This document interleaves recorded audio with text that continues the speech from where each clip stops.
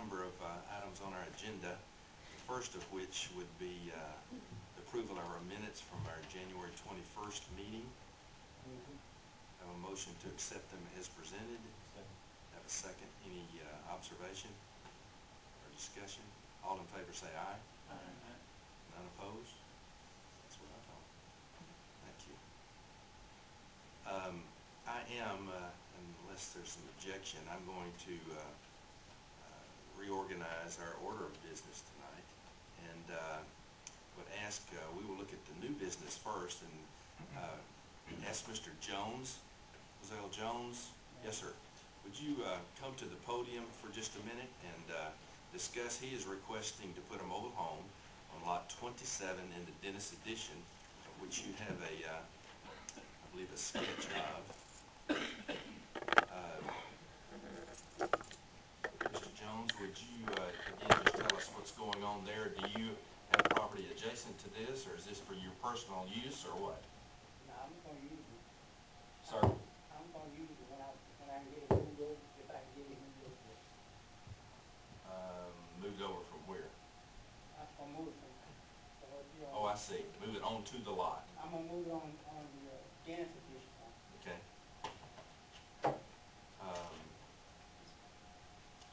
Okay, again, I think one of the things we had talked before was we had maybe said defer any, and Mr.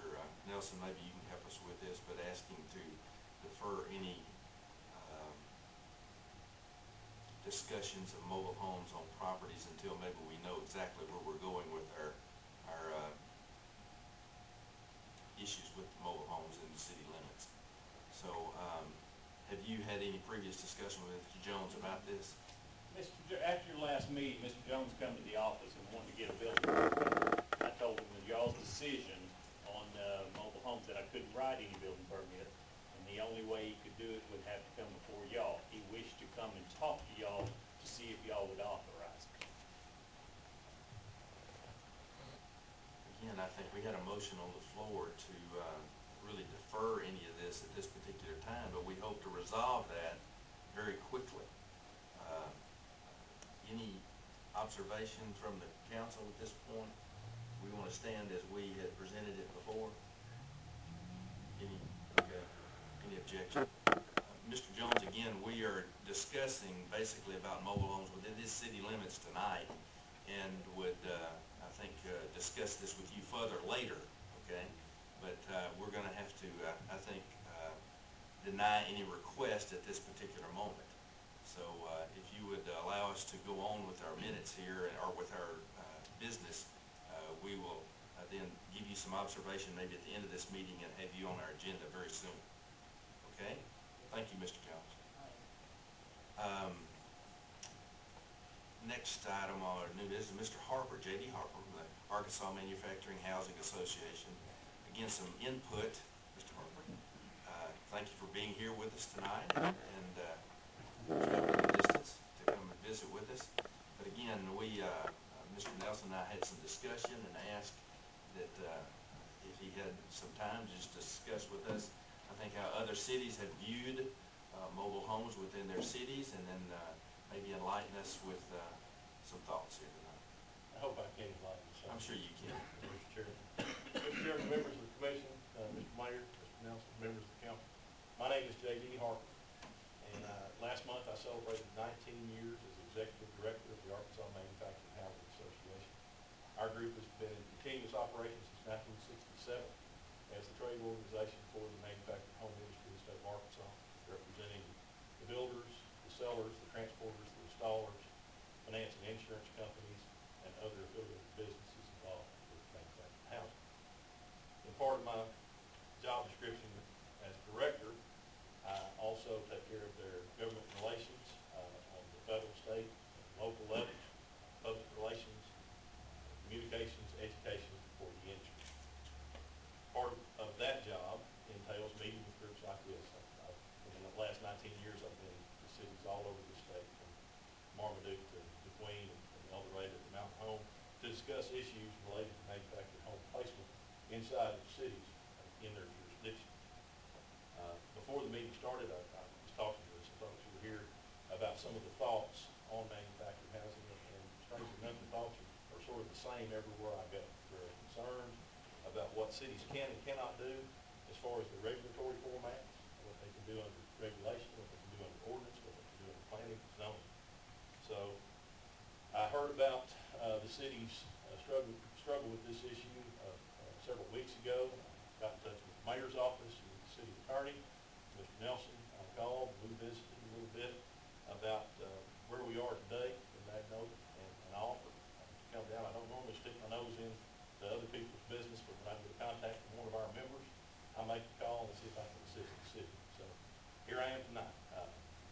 I've done some reading of the city's or this body's thoughts on this issue since the last year. It looks like this was brought up about this time last year in front of this organization, this body, and saw some video of Mr. Nelson making some recommendations or outlining some of the things that cities can or cannot do. And for the most part, I agree with a lot of things that he said. Let me start by saying there's a couple of guys here tonight that are involved in the industry. Ricky Davis, Leslie Word from El Dorado Homes. If there are some technical issues related to placement or installation or cost that we need to know, I've got two fellows here that would be glad to tell you what they can about the industry as they deal with it every day. I looked at your ordinance after I did a little reading on what was going on in the Magnolia Reporter. It been covering this for about a year. Did a little reading in your ordinance, and it looks like when you start off with the same part of your ordinances look really good. When I looked at definitions, the definitions that you have for factory-built housing, for manufactured housing, modular housing, mobile homes, are stellar. They look a lot like the definitions that are in state law and federal law. So I commend you. A lot of cities are not that far off with their definitions, and a lot of cities ignore those definitions that are out there as they exist. But the way manufactured housing is regulated comes from 2 or 3 different places. Federal, on the United States Department of Housing and Urban Development in 1974. Law was passed, the Manufactured Home Construction and Safety Standards Act. It's gave HUD the ability to set construction standards for manufactured housing across the country. In 1976, it became effective, and all the housing built since then is built under the HUD code. And that HUD code is preemptive. That's the main thing about the HUD code that I want this group to understand. It preempts states and cities and localities' ability to set construction standards for manufactured housing. That's right. On the state level, I came on with these guys, as I said, in 1994, 19 years ago. There was a battle that had begun, or an effort, I should say, in 1983, just a couple of years after I got out of high school, when these guys were trying to set parity for manufactured housing zoning regulations across the state. It carried on, and in 2001, we resurrected the effort to try to get some parity on the state level. And in 2003, the legislature adopted Act 624. It's the Arkansas Affordable Housing Accessibility Act. And that act gives cities some pretty straightforward guidelines about what they can and cannot regulate as far as placement of manufactured housing. On top of that, the state has also empowered the Arkansas Manufactured Home Commission, which is a state agency that regulates under HUD, that regulates the installation of manufactured housing, consumer complaints, the licensing of installers, licensing of factories, and licensing of retailers. The Manufactured Home Commission standards, which I have a copy of, set standards statewide that must be followed for the installation of manufactured housing. I'm going all around this to tell you one simple thing. There's already a lot of information out there that helps cities deal with manufactured housing, whether it be installation, whether it be anchoring, whether it be what parameters are available under zoning, and even construction. There's already a lot of that as well. That being said, I shared with the city attorney and with Mr. Nelson an article that was written by our general counsel that deals with Act 624. I don't know if you shared that with them. You've seen that. I brought copies. Didn't know if you did or not. And we also had some information that we've given out to the city. Would y'all like a copy of it? Sure. You have that? Yes, sir. Sure.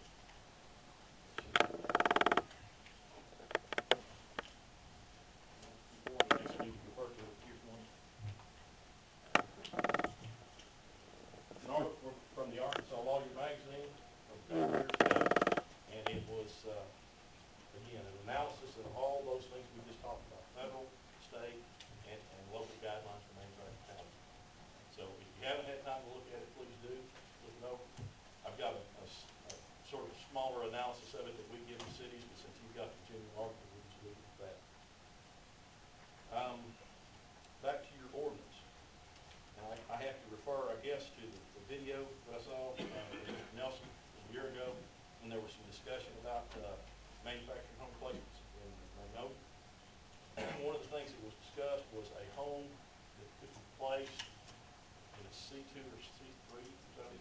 C2 zone, there was an issue there because under your current ordinance, which was adopted in 2003, it allows for residential uses in those commercial zones, and it says they can come in as a C2, I'm sorry, an R2 use. And I think that was the concern, that in that C2 or C3 zone, that an R2 would allow for manufactured housing to be placed in. I don't know where that idea of allowing an R2 use in a C3 zone came from. Maybe the city attorney is familiar with that. I've looked at a lot of other zoning ordinances, and something you might think about there would be either bringing it in as an R1 or bringing it in as a conditional use. I know you get a conditional use permit in your ordinance, which would allow for consideration by this body on placements in those C zones if it is an R use. I looked through the ordinance quickly a couple of times, and I want to learn from y'all tonight as well. As far as the standards for placement of a manufactured home in Magnolia, what is the city require? Mr. Chairman? Or Dave? What does the city require? I'm not sure I fully understand the question. If Mr. Jones wants to place his manufactured home in the city of Magnolia, he comes in and gets a building permit. After that, what requirements does the city put on the placement of the house? He puts in minimum lot restriction, setbacks, and I believe that's it. That's pretty much it. Well, there's a front placement on the lot, and that's also an issue. Where is the front of the mobile home relative to the street? The reason I ask is because deep down in another part of the ordinance, when you're talking about manufactured home parks or mobile home parks, you say that those homes that are installed in parks must be installed in accordance with the Manufactured Home Commission's instructions. We think that every city should adopt that. If a home is placed anywhere in the city of Magnolia, it ought to be installed in the Manufactured Home Commission's instructions. The commission, as an arm of HUD, adopts policy that states the home will be installed either A, manufacturer's instructions to which it was built, and they have requirements for piers and footings and foundations and anchoring, or the generic standards that the Manufactured Home Commission sets. And those standards would apply on a used home or something that we could not, or they did not have the instructions for. So I would definitely recommend, as a city, as you move forward, that's something you need to look at. You would adopt something in your ordinance that requires that you set for those standards. Another concern that was brought up on the video that I watched was porches, decks, appurtenances to the home. In the act that is outlined in the article that I just gave you, Act 624, it's pretty clear what cities in Arkansas can or cannot regulate. And what it says that they can regulate very clearly: construction of carports, garage, and other outbuildings, entries and exits, porches, decks, and stairs. So in those cases, I talked a little bit about parity earlier. You would build those porches, decks, steps, and other things, outbuildings, carports, and garages, to the same building code that anything else built in the city of Magnolia would be built to. It would be the same standard as any other residential area.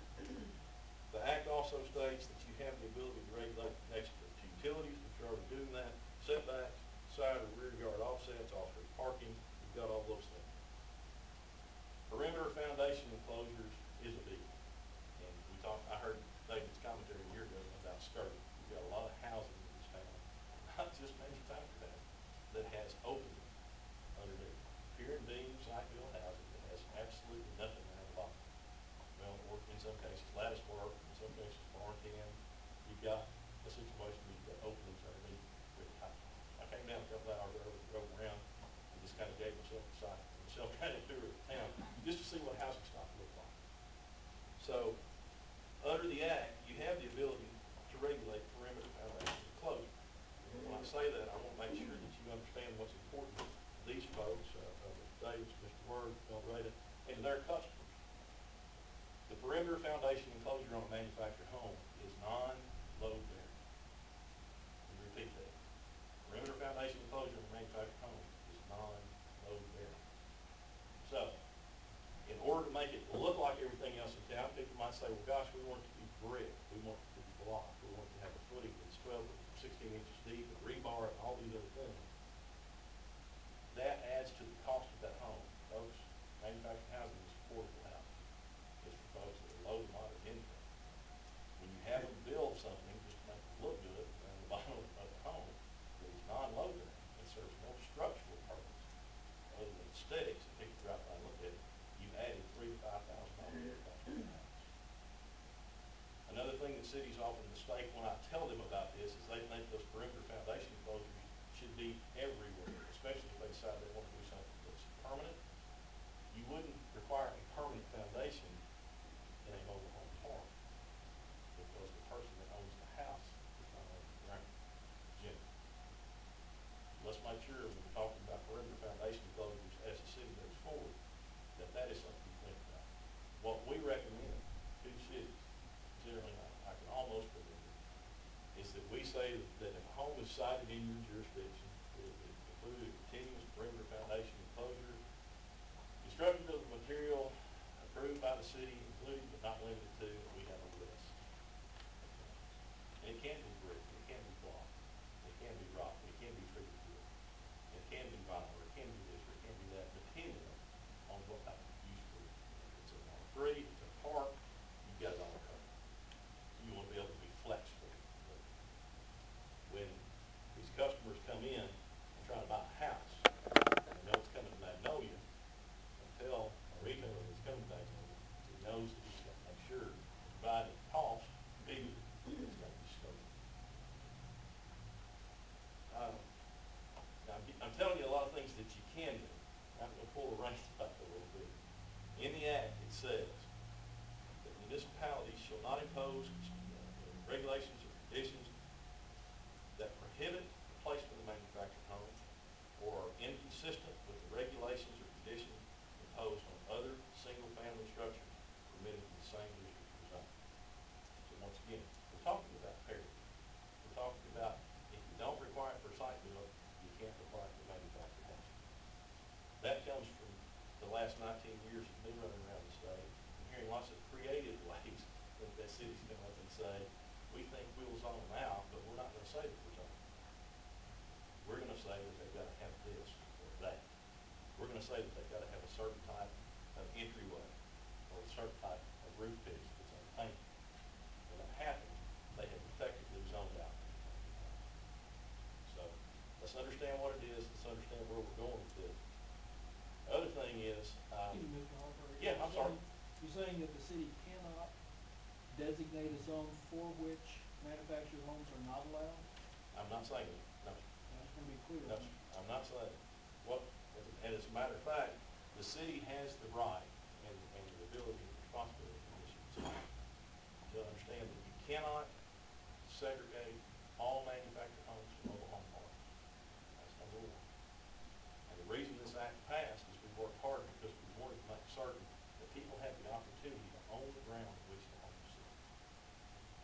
Where they can truly be a resident, a homeowner, a taxpayer, productive member of their society. That's what we want to see. Not people made into renters, tenants, folks that live in parks where they don't really have a quality of life. That was the emphasis behind this act. To give folks an opportunity to own the ground. R1 right now, the way you've got it set up, no manufactured housing, you're perfectly within your rights.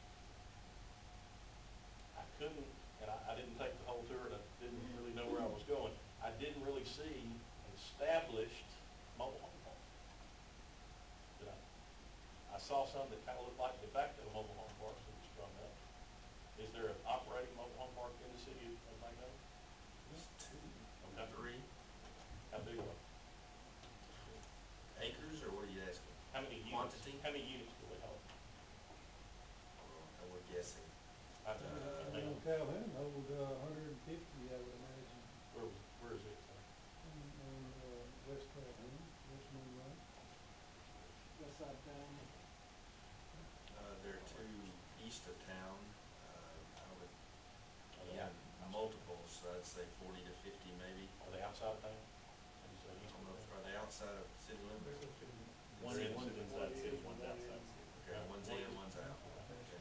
I guess what I'm getting at is that for the number of sites that are available, you've got some sites there that people that want to rent, in some cases, the home and the house they're sitting on, because it's more of a rental application.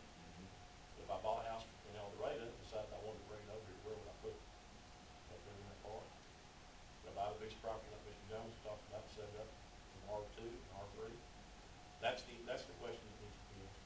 We're trying to help you get to a reasonable solution for your folks that live here, where they can have the opportunity to place a home. I've kind of gone a lot of different directions on you in a short period of time. I know it's been a holiday today. I'll do what I can to answer any questions that you have. I can ramble on about this for hours, but if you don't want to hear that, then I'll be glad.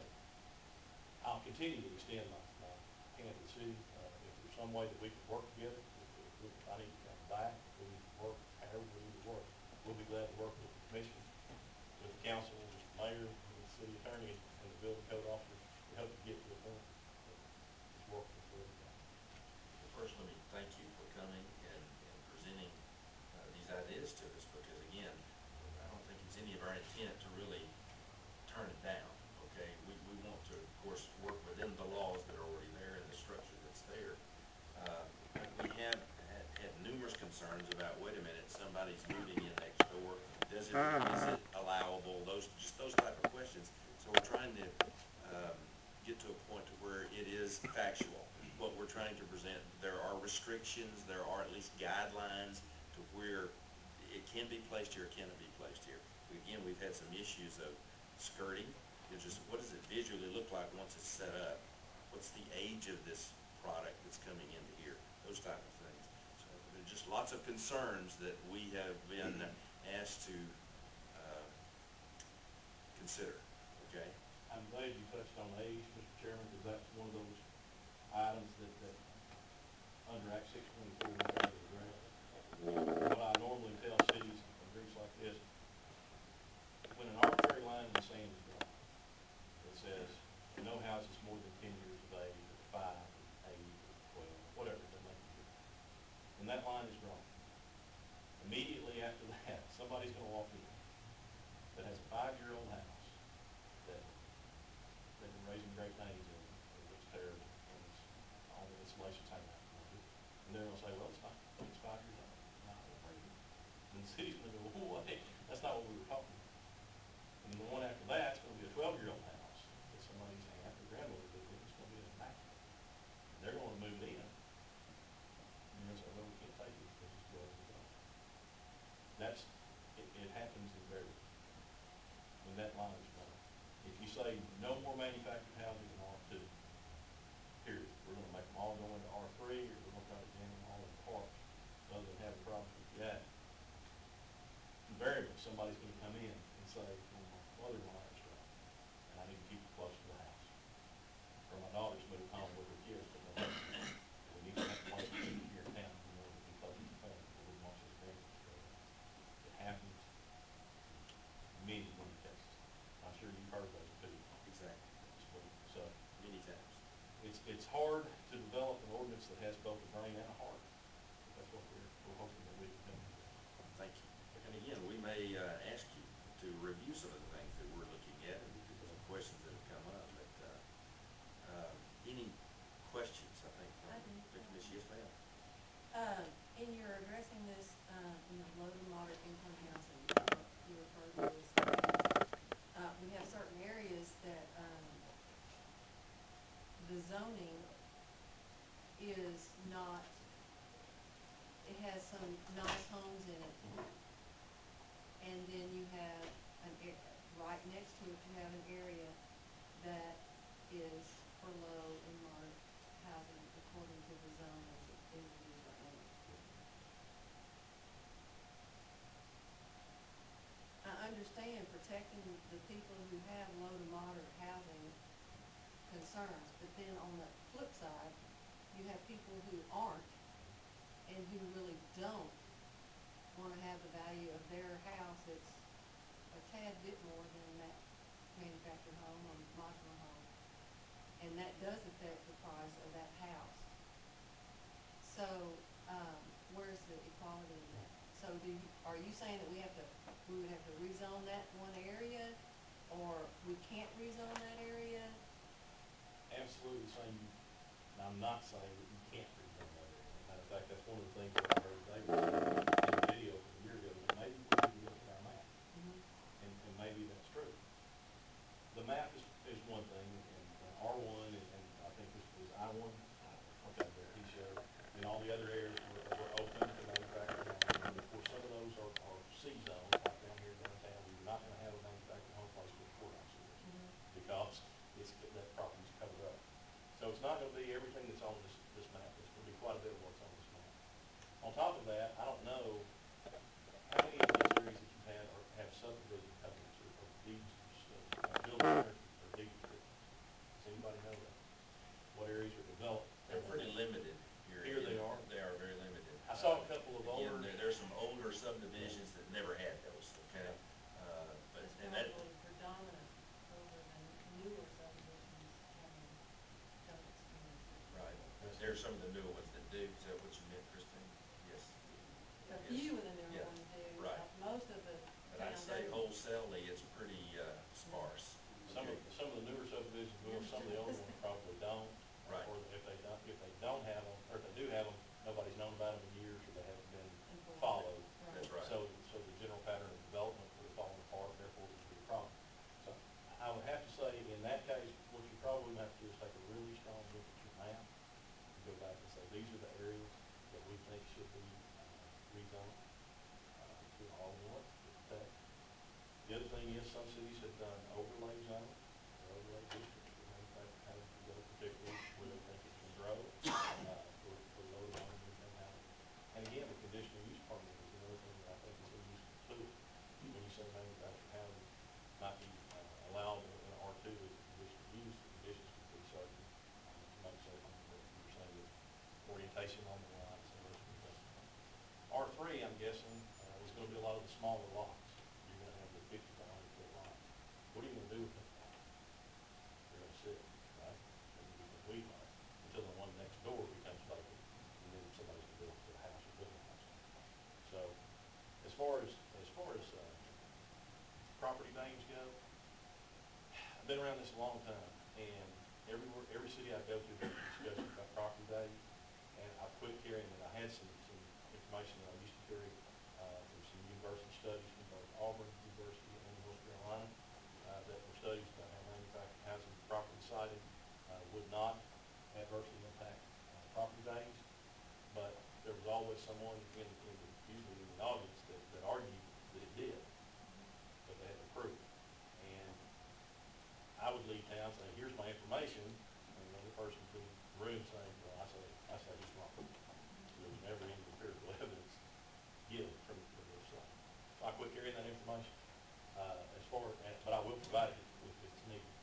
As far as property values, we believe, and I should have said this at the beginning, I used to say it all the time, I've driven around the city, and as an industry and as an organization and personally, I do not believe that manufactured home deeds belongs in every lot in the city. But I do believe there are lots in the city that should. That's also what it is. So, And the rules that you have yes, ma'am. for how mobile homes ought to be kept and et cetera, like that, is that for newly placed homes, or is that for homes that are already in existence, that need to be brought into the code? I'm unfamiliar with what your city code is on existing homes, and that's sort of what I was looking at today. A lot of this is maintenance, is what it looks like to me. When the skirting falls off the house, when the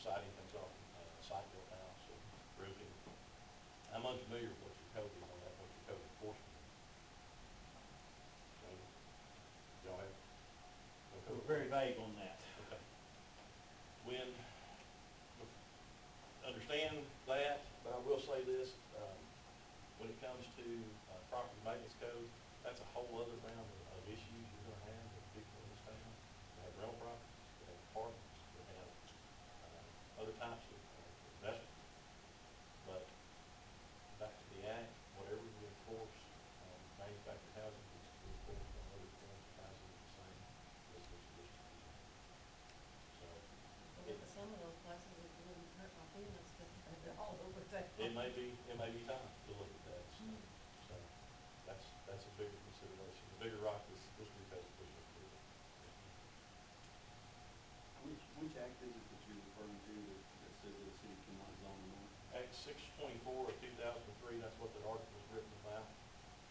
And it says that they may not totally prohibit them, and they may not totally restrict them to mobile home parks and manufactured housing sector. Is that as far as it goes?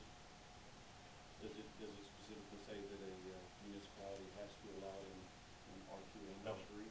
Because some cities, some cities only have one R classification. When we wrote this thing, it's very, very small cities with zoning power, they may only have one classification. So we didn't say it's required in your R1. Where I'm from, in Benton, they don't do R1, they do R1.75.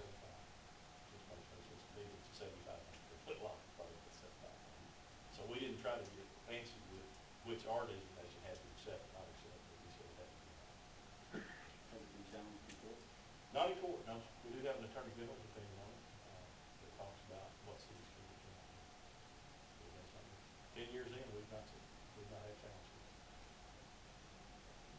Chris, any questions? Got a couple.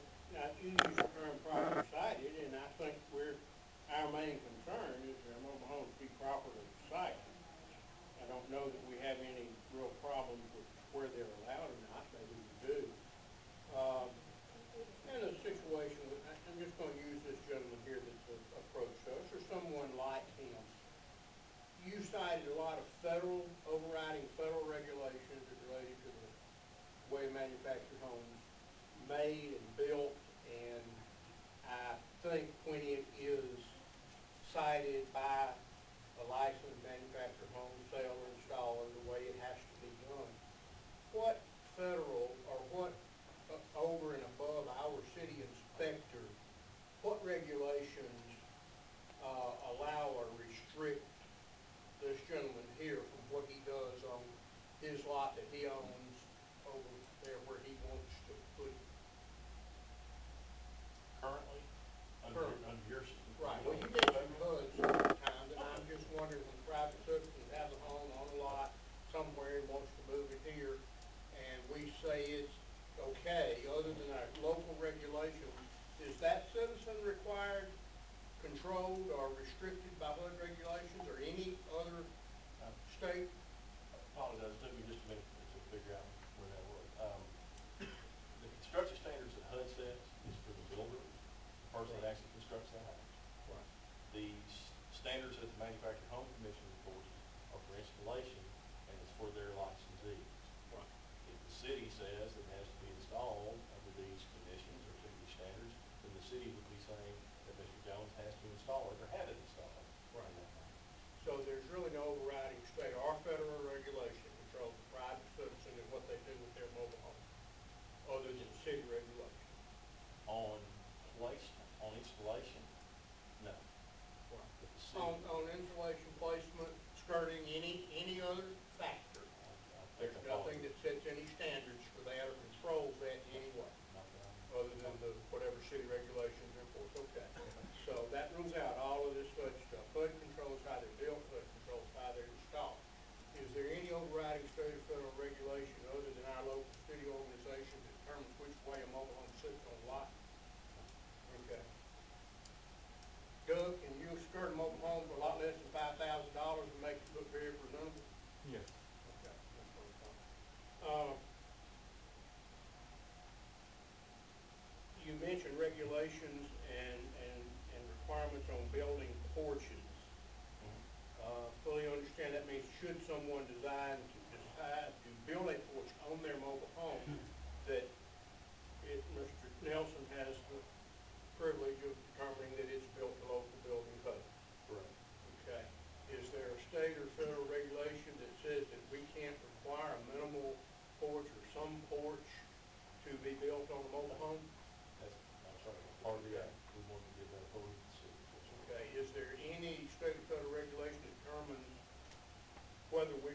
require some sort of parking? Again, that's to the local authority. That's all. Okay. I think that's one of the issues we do need to address. Yes. Quantity. I was just touching on the issues that to me seem like are kind of necessary, and I don't think that there's any overriding federal regulation that prevent us from protecting neighborhoods where citizens have built homes and lived there all their lives and feel like, even though technically perhaps the zoning doesn't protect them, that they feel that way anyway. Is there a regulation that says we have to defer to particular class or citizen or buyer or homeowner over the predominant occupancy of a particular neighborhood? Okay. Because you mentioned parity, and you mentioned keeping people renting by requiring them to live in mobile home parks. I don't think anybody here is interested in making sure there's no mobile home anywhere but in a mobile home park. And keeping their option open if when someone moves in a mobile home park, they're perfectly able to ride through it and see what it looks like and choose to live there if they do or do not. But someone in a R2 zoning that's built a nice home, has been there, taken care of it, this and that, and for some reason we allowed some small lot to get zoned or subdivided or broken up in that area, I don't see why it's beyond our purview to be concerned about those homeowners there that also chose their neighborhood and chose where they wanted to live.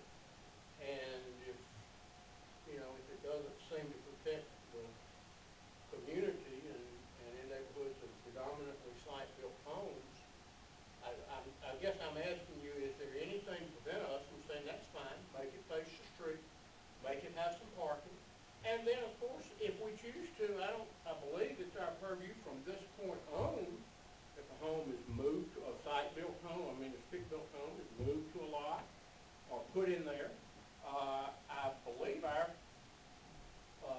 building codes could require that it be skirted, just like we require for mobile homes from this point forward, could it not? You adopt the regulations of the ordinance, I don't seem to be. And that would create parity, people building a new home if they didn't want it covered underneath, or people moving a home to a lot that for some reason they didn't want to put it on piers and didn't think they wanted to. That would be something we could easily keep in consistent with our manufacturing home regulations. If it's not good. I don't see where anything he said has any conflict with the things generally that I've seen or would like to see. I do think the issue brought before us, and Mr. Harper mentioned this, is really going to relate back to zoning, the restrictions of those particular zones, what zones think could happen into, and then, do we want to restrict it to R1, then look at our map and say, okay, where are we out of proportion within our map, and maybe take the effort of rezoning to, what? That's what I said, R3, you misunderstood. R3, excuse me. But I'm just saying, look at our map. I think that's where we need to be focused on. To where do we want this to happen? Okay.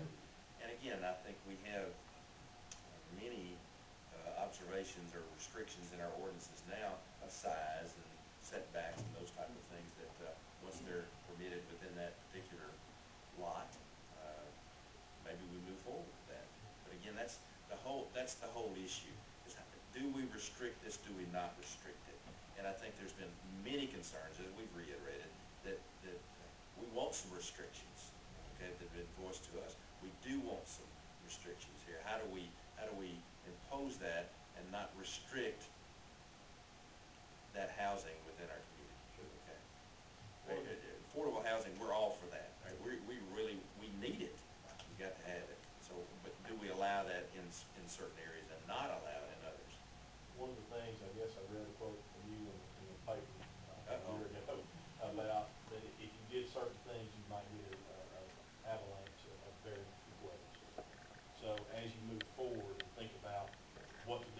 R2 and R3. What I would suggest and hope that you would consider would be to remember that you do have a conditional use permit use, Oh, yes. because you're talking about uses by right or uses under conditions.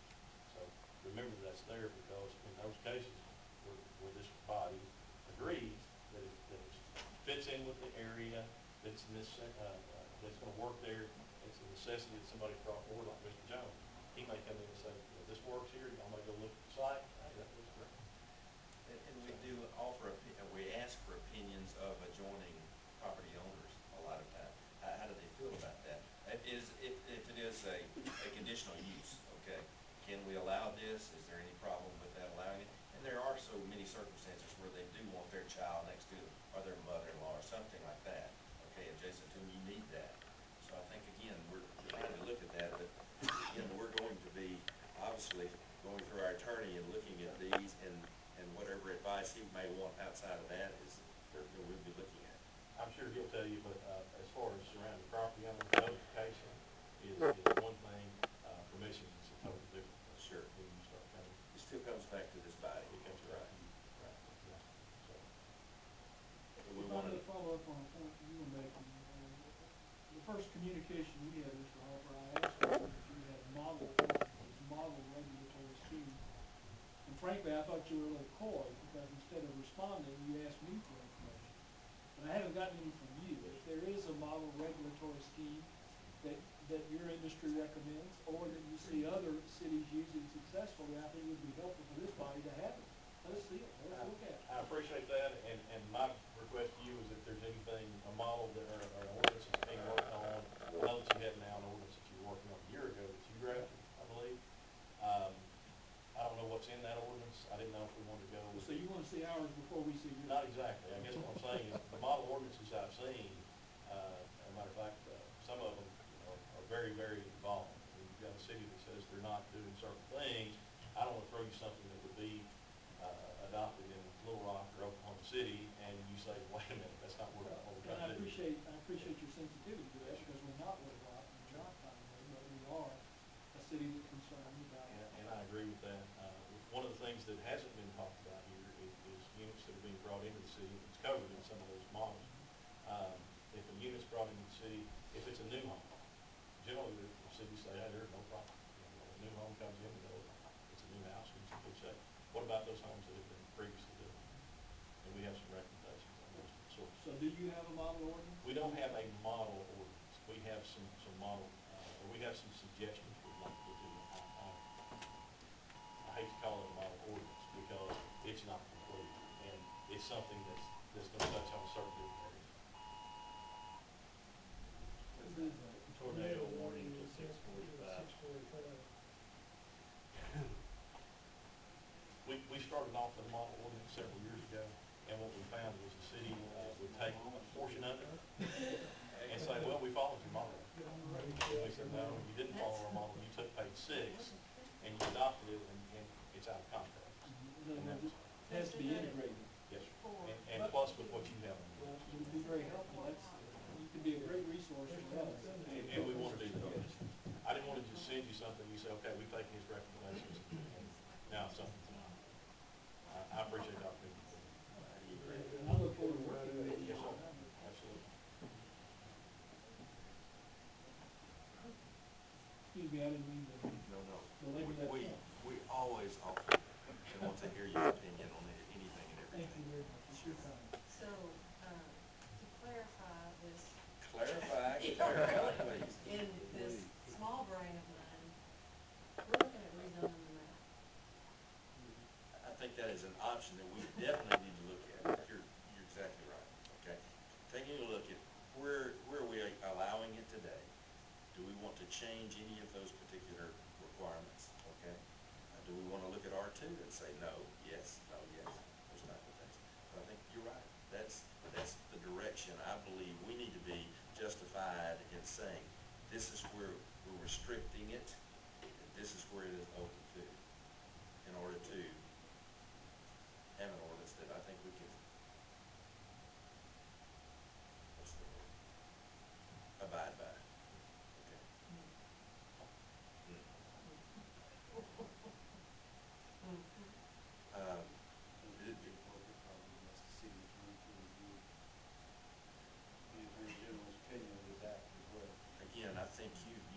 this article, and again, that act that you mentioned, Mr. Harper, 624 of 2003, is that right, 2003? Have you had an opportunity to review that? I have reviewed the information that was sent, and I think it gives a good summary of those two acts. I have not seen the AG opinion, and I would love to see that. That would be good information, of course. Again, I think once we kind of get to a point where we're saying we feel comfortable with something, again, ask others to review that and make sure we're, again, not having too much difficulties, or how has this opinion been in other cities? I'm all for simplicity, and we were handed an ordinance from an adjacent community within our county, and I sure liked it, just because it was just, it's black and white, okay, pretty much, it's very simple. This is beginning to be extremely complex, which, I guess that's why David gets the big bucks, he has to handle it. It's definitely an emotional issue. Yeah, well, it is, and again, we have no intent of absolutely turning this down and just saying no more forever. But we do need to, I think, understand that there are people within our community that are extremely concerned about who their neighbors are, and can they make sure that they don't lose any value of anything. You're right, there's opinions all over the place. We've talked about commercial, residential, there's all kinds of opinions, and it's emotional, okay? And how do we resolve that? Yes. Well, sure. You said that the reason why, I believe you said this, well, I think you said it, so I can't really be on target, but you said that one of the reasons why the association does not want any relegation of mobile home parks to mobile home parks is because they would not own the land. Is there such thing as a mobile home park where they can actually own a piece of property there? It would be a manufactured home subdivision. It requires someone to develop the property and sell the house. And that's kind of like an economic opportunity for someone. With means and property. Many of those I've seen in metropolitan areas. And again, there's a lot of restrictions within those, but there's resale value then within that lot, that Right. home. They're very nice. Yes, very nice. I'd like to ask somebody, in regards to manufactured housing, what we consider manufactured housing, are the Katrina houses classified? Katrina cottages classified? Katrina cottages themselves, were built in, when FEMA ordered houses, they ordered both manufactured homes with the HUD label, and they ordered travel trailers. They were many more travel trailers than they did manufactured houses. Those were FEMA temporary housing. The actual Katrina cottage is a different animal. There were modulars, and there were some HUD-dealers, and some costs built in Mississippi under a grant from the Mississippi Department of Housing. As a matter of fact, Mr. Davis has much more experience with that than I do, because he worked with it. I just wondering if in general under manufactured home ordinances and regulations, if they were considered one and the same, or if they were in a whole separate category. It's not something I don't think we have a whole lot of experience with. Right. The FEMA units, No, the Katrina cottage. Katrina cottage.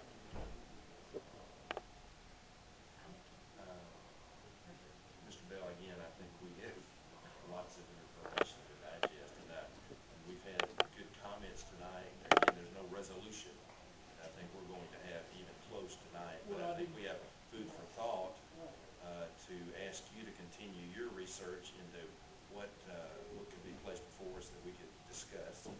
Well, and we've been working with you on Right. various drafts, but that's why I was so interested, and I didn't mean to press you unduly, but I'd love to see the recommendations that you have and any model provisions you may have. Now I have a feel for where we are, so with his input, David and I working on it, I think we can, and your input, of course, we can look at something to recommend. Really should be Just, hard. just for conversation, the Dennis edition, is that R1? Do Do you know what that is? You know what that It's zone? R2 or R3, and Okay, I can find it. allowed, okay. Yeah, it is Okay, allowed. all right.